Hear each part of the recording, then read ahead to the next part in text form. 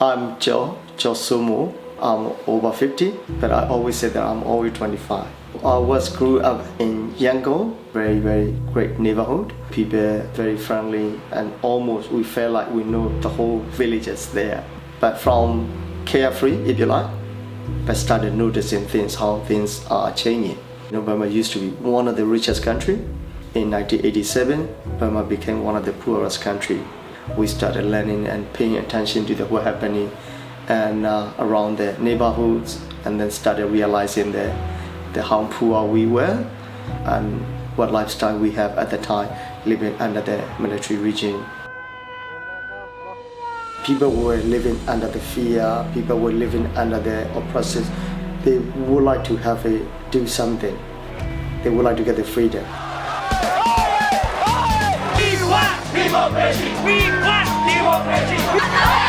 In 1988, that is a time that they thought that everything that military had done, we need to start asking for the justice. August 1988 is the one that we all call the nationwide pro-democracy uprising. So I was just one of the students who took part in there.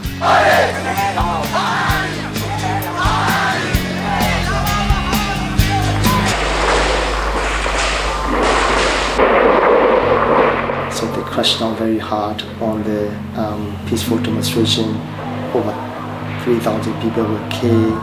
They started arresting. They started closing down the majority of our officers. Finally, I left Burma to the Thai Myanmar border, escaped to the border, stayed there for over almost 6 years, and keep fighting for the democracy movement. Unfortunately, in 1995, military occupied our headquarters. So literally, we had nowhere to go. Finally, became the refugee, and then came here under the passage of concern. All the people inside Burma, like my age at the time, all the youth, we lost our future, we lost our youth, because we had to give up our study, we had to escape, and we were young once.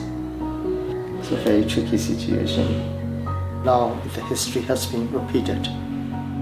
Let's head back now to this developing story. It's just popped up in the last half hour or so in Myanmar, with the military detaining the country's leader Aung San Suu Kyi. The protests and violence have continued in Myanmar. The death toll now at 261 people. After hearing the news of the military coup, it said, sometimes we didn't sleep until 1 or 2 because we were calling a lot of the friends and seeing all the footages. To be honest with you, all the trauma came back. And my father, as we speak, inside Burma, he's 84 years old. Since the military coup, we cut the phone call. We never have a phone call. So I don't know how he is. Some of my friends died, some of them got injury, some of them be arrested. But I am one of the lucky ones. Went to the border, and then came here and having a good life and got a job and beautiful wife and beautiful kids.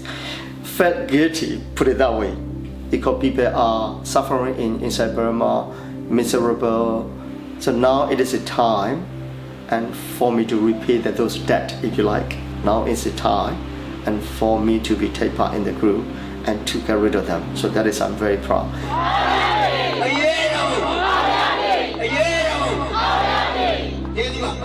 We did a lot of numerous demonstrations and campaigns and events in Australia.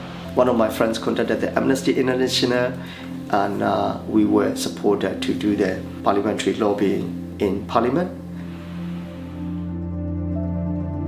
I stand before you in a land of freedom.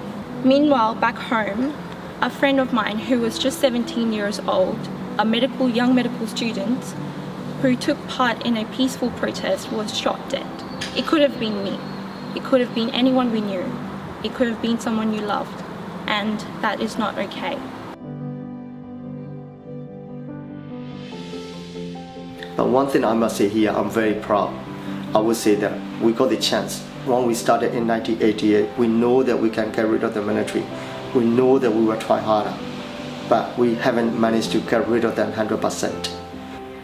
It is a time for me to restart and to finish and fulfill all the dreams that people of Burma have. And I'm really glad that being able to take part in that revolution again. We will fight and we will win.